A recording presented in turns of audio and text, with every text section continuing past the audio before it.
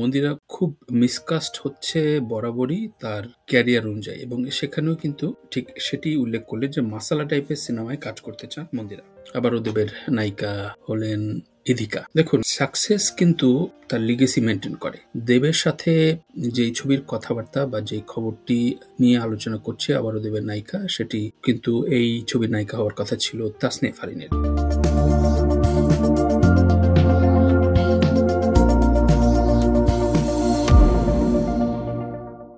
প্রিয় দর্শক, সবাইকে স্বাগত জানাচ্ছি হকার লাইভ। হকার লাইভ আবার শুরু হলো এবং আশা করছি এবারের মতো নিয়মিত ঠিকঠাক করার প্ল্যান রয়েছে। খুবই ক্যাজুয়ালি, যেমন আমি একটা অনলাইন প্ল্যাটফর্মে একটা অ্যাপসের মাধ্যমে আমি এটি যেমন সংযোগ করার চেষ্টা করছি, তেমনই হয়তো লাইভ করব মাঝে মাঝে আপনাদের সাথে এভাবে সংযুক্ত হব। সো আজকে অনেকগুলো খবর নিয়ে একটু আলোচনা করতে চাই। হকার লাইভটা কি, কেন যারা নতুন দেখছেন তাদের উদ্দেশ্যে বলে রাখি যে মূলত যারা ব্যস্ততার ভেতরে অনেক খবরের বিশ্লেষণ শুনতে পারেন না, বা খুব সামারি অনুযায়ী 10-15 মিনিটে অবশ্যই এটি রাজনীতি বিবর্জিত, অবশ্যই রাটি পলিটিক্স বিবর্জিত একটি আলোচনা, এবং কালচার বা সোশ্যাল ইস্যুগুলো নিয়ে কথা বলি এবং সেগুলোর একটি ছোট্ট সিনপসিস দেয়া। এটা আমি একসময় প্রতিদিন করতাম, বাট এখনো ইচ্ছা আছে খুবই রেগুলার করার। দেখা যাক। আজকে যেই খবরটি শুরুতে আলোচনা করতে চাই সেটি হচ্ছে মন্দিরের একটি খবর। এবং মন্দিরা, আমি এর আগে বলেছি যে মন্দিরা খুব মিসকাস্ট হচ্ছে বরাবরই তার ক্যারিয়ার অনুযায়ী, এবং সেখানেও কিন্তু ঠিক সেটি উল্লেখ করলে যে মাসালা টাইপের সিনেমায় কাজ করতে চান মন্দিরা। এটি আমি যদি আমার সাদাসিধে কথা যদি দেখেন তাহলে সেখানে দেখবেন যে আমি কিন্তু খুবই স্পষ্ট করে বলেছি যে মন্দিরা অবশ্যই তার যে অ্যাপিল বা তার যে পর্দা উপস্থিতি, সেখানে অবশ্যই তিনি যদি খুব মাসালা মুভিতে ঠিকঠাক কাস্ট পায় তাহলে অবশ্যই মন্দিরা একটা ভালো জায়গা করে নিতে পারবে, এবং এখানে আসলে ঠিক সেই ইঙ্গিতটাই করেছে মন্দিরা নিজেই। আমি একটু যদি ইত্তেফাকের খবর থেকে একটু পড়ি তাহলে তার কোট আনকোট যে বিষয়টি আসছে, যে নীল চক্রবর্তী জানা গেল যে আমার কাছে 7টি ছবির প্রস্তাব এসছে, গল্প শুনছি।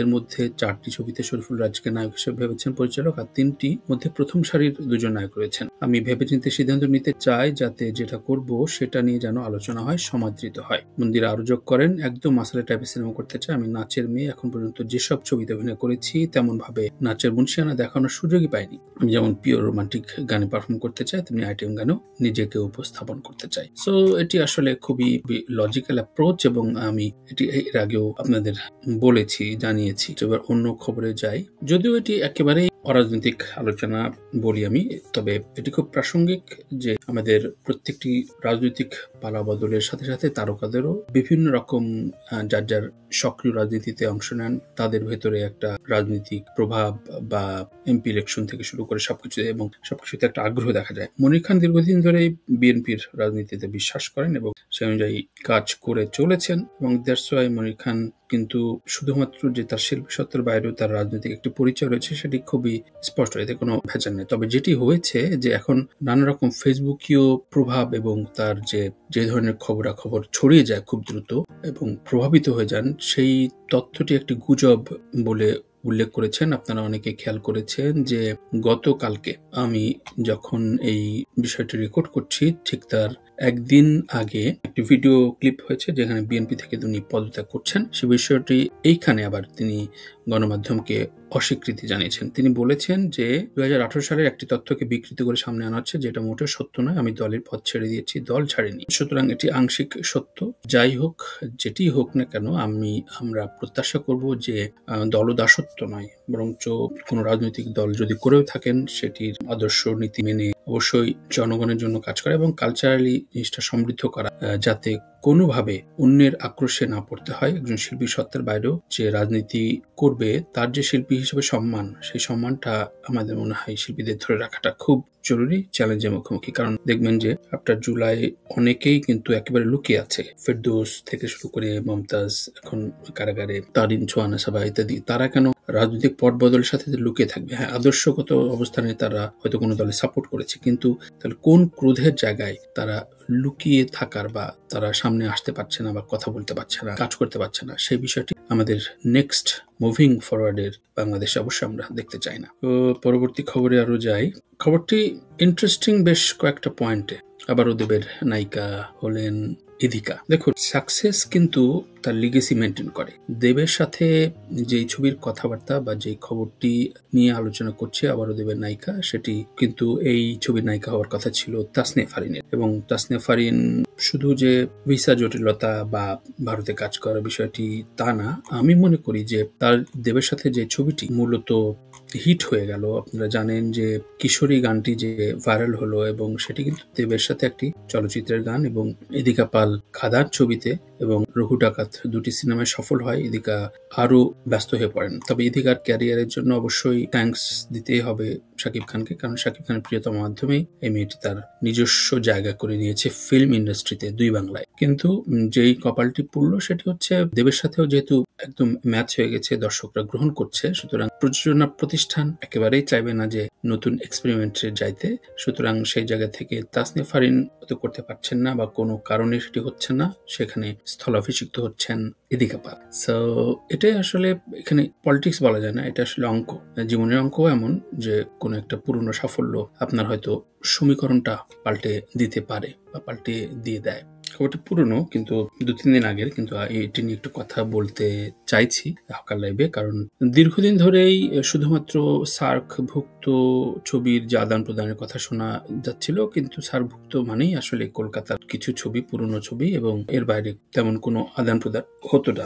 সেক্ষেত্রে অন্য মামুনের কথা শোনা যেত, কিছু দুর্নীতির কথা শোনা যেত। কিন্তু নেপালে সিনেমা আসছে প্রথমবারের মতো, এটি খুব ভালো উদ্যোগ। আমি এই কারণে বলবো যে নেপালে যে ডায়াসপোরা তৈরি হয়েছে, অর্থাৎ প্রবাসী যে দর্শক, সেটি ভীষণ আকারে বেড়েছে। আমি নিজের একটা অভিজ্ঞতা থেকে বলতে চাই যে নেপালি ফিল্ম ফেস্টিভ্যাল সান ফ্রান্সিসকোতে একটি হয়ে গেল মাস 2 আগে। সেখানে আমি অ্যাটেন্ড করি এবং সেখানে দেখে আমি রীতিমতো অবাক, কারণ ক্যালিফোর্নিয়ায় যে এত সংখ্যক নেপালের দর্শক, তাদের প্রতি আকুলতা এবং একাধিক শো হাউসফুল হওয়া, এবং প্রায় একটি ছবি, আমরা একজন প্রডিউসারের কাছ থেকে জানলাম প্রায় $1 মিলিয়ন তারা ব্যবসা করেছে। এটা কিন্তু বিশাল ব্যাপার। সুতরাং দেশ ভাগে শুধুমাত্র দেশের বাউন্ডারিতে দর্শক কারা দেখবেন সেই কনজিউমারটা না রেখে দেশের মানুষেরা প্রবাসে কারা কারা রয়েছেন তাদের জন্য, তাদের কথা ভেবে যদি কাজ করা হয়, বাংলাদেশি ফিল্ম ইন্ডাস্ট্রি ঘুরে দাঁড়াতে খুব বেশি সময় নেবে না। এবং গত 7-8 বছর ধরে যদি আমরা একটা সার্ভে করি তাহলে দেখবেন যে ওই ছবিগুলো খুব বেশি হিট হয়েছে, টাকা তুলতে পেরেছে, যেগুলো দেশ এবং দেশের বাইরে প্রবাসীদেরকেও দারুণভাবে আকৃষ্ট করতে পেরেছে। সুতরাং সেই প্রভাবটাই দেখা গেল যে নেপাল এখন বাংলাদেশি দর্শকদেরও নজর কাটবে, আরো একটা গ্রাউন্ড তৈরি হলো। সো বাংলাদেশি ছবি নেপাল বলি, ভুটান বলি, শ্রীলঙ্কা বলি, ইন্দোনেশিয়া বলি, সেগুলোতে কেন যাবে না, সেইটির একটা বড় বলয় আমাদের তৈরি করা উচিত, এবং এটা নিয়ে আসলে ভাবা খুব প্রয়োজন। বাংলাদেশ প্রতিদিন রিপোর্ট করেছে যে বুলবুল আহমেদকে হারানোর 1.5 দশক। আমি এইটা এজন্য আজকে একটু আলোচনা করছি, কারণ হচ্ছে আমাদের দেশে খুবই ন্যাক্কারজনকভাবে আমাদের দেশে খুবই সমালোচনার জায়গা থেকে যে এই বিষয়টি খুব উঠে আসে, সেটি হচ্ছে কেউ মারা গেলে বা মারা যাবার পর দীর্ঘকাল 2-3 বছর পার হওয়ার পর আমরা ভুলে যাই। এটা গণমাধ্যমকে অনেকে দোষ দিয়ে ফেলে যে গণমাধ্যমের কি দায় নেই। অবশ্যই দায় রয়েছে, কিন্তু তারও আগে দায় হচ্ছে সেই শিল্পী সংশ্লিষ্ট পরিবার এবং সংগঠনের, পরিবারের চাইতেও সংগঠনের। কারণ একজন শিল্পীকে দেশ, রাষ্ট্র ওন করে, সংগঠন ওন করে, এবং পরিবার তো তার আকুলতা থেকে তার নিজস্ব কাজটি করবেই, কিন্তু রাষ্ট্রের পক্ষ থেকে অবশ্যই সংগঠনের দায় রয়েছে। বুলবুল আহমেদের সিনেমা নিয়ে বা আমরা রাজ্জাক ভাই মারা গেছে, রাজ্জাক ভাই সিনেমা নিয়ে কোনো আলোচনা, আমরা সেমিনার দেখেছি, আলোচনা দেখেছি, তার ছবির ডিরেক্টরদের নিয়ে কোনো ডকুমেন্টারি দেখেছি। শুধু চ্যানেলেই যে উদযাপন করতে হবে তা না, আমরা ফিজিক্যালি কি কোনো রকম মিলাদ বা তার দোয়া মাহফিলের বাইরে তার কাজ কর্মজীবন নিয়ে আলোচনাটা খুব জরুরি একজন শিল্পকর্মীর, এবং সেই আলোচনাগুলো যখন একটা পাবলিক প্ল্যাটফর্মে হয় তখনই সেটি তাকে স্মরণ করার উৎকৃষ্ট মাধ্যম হয়ে ওঠে। কিছুদিন আগে এন্ড্রু কিশোরের মৃত্যুবার্ষিকী গেল, সেখানেও কেউ আক্ষেপ করে বললেন যে এন্ড্রু কিশোর মারা গেছে, সবাই ভুলে গেছে, 2-1 পত্রিকায় নিউজ ছাপিয়ে বললেন যে আমরা মনে রেখেছি, আর তো কেউ মনে রাখলো না। কিন্তু এর দায় কিন্তু সেই শিল্পী সংগঠন এন্ড্রুদার গান বা তাদেরকে ট্রিবিউট করে ছোট্ট একটা আয়োজন, সেইগুলোর দায় যেমন রাষ্ট্র এবং সংগঠন, সেটি করলে মনে হয় এই বিষয়গুলো ঘুচে যায়। হকার লাইভটা শেষ করি ফরিদা আপাকে দিয়ে। ফরিদা পারভীনের অবস্থা কিছুটা উন্নত হয়েছে, এবং তাকে আইসিইউ থেকে কেবিনে স্থানান্তর করা হয়েছে। এবং আমি ঠিক খবরে বরাত দিয়ে আমি কিছু খবরটা পড়ে আজকে সকালে শেষ করি। আইসিইউ থেকে কেবিনে নেওয়া হয়েছে এবং সোমবার ফরিদে পারভীনের সন্তান ইমাম জাফরি নোমানী দ্য ডেইলি স্টারকে এই তথ্য জানিয়েছেন। তিনি বলেন, গতকাল রোববার রাতে মাকে আইসিইউ থেকে কেবিনে নেওয়া হয়েছে। মা আগের চেয়ে ভালো আছেন, কথা বলতে পারছেন। ডাক্তার বলেছেন ভিজিটর নিয়ন্ত্রণ করতে না পারলে অবস্থা আবারও আগের মতোই হয়ে যাবে। তিনি সম্পূর্ণ সুস্থ হয়ে আমাদের মাঝে ফিরতে পারেন, সবার কাছে এই দোয়াই চাচ্ছি। তিনি আরো বলেন, তবে তিনি কবে বাসায় যেতে পারবেন তা এই মুহূর্তে বলতে পারছি না। আরো 2-3 দিন পর এ বিষয়ে সিদ্ধান্ত নিতে পারবেন চিকিৎসকেরা। শুধু আমি বলবো যে এই বিষয়গুলো এমন অবস্থায় চলে যায় যে, তবে এই খবরের পাশাপাশি আমি একটা বিষয় আমি খুব স্পষ্ট করে বলতে চাই। আমরা মৃত্যুর খবর, কারো অসুস্থতার খবর স্ট্যাটাসে দেবার জন্য একটা প্রতিযোগিতা তৈরি করি যে কে আগে ব্রেকিং নিউজের মতো ফেসবুকে স্ট্যাটাস দিতে পারি। এর মধ্যে অলরেডি অনেক সচেতন শিল্পী, কলাকুশলী 2-4 জনকে আমি দেখেছি। ফরিদে পারভীন মারা গেলেন, ফরিদে পারভীন লাইফ সাপোর্টে দোয়া করবেন, যা একেবারেই বানোয়াট, একেবারেই ভুল তথ্য।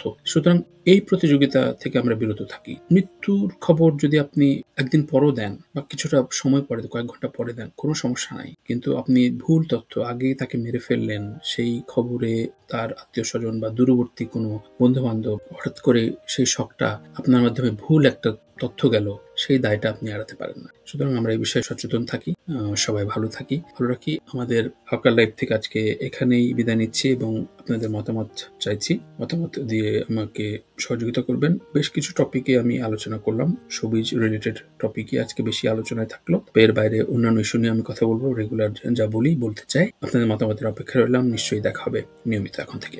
আল্লাহ হাফেজ।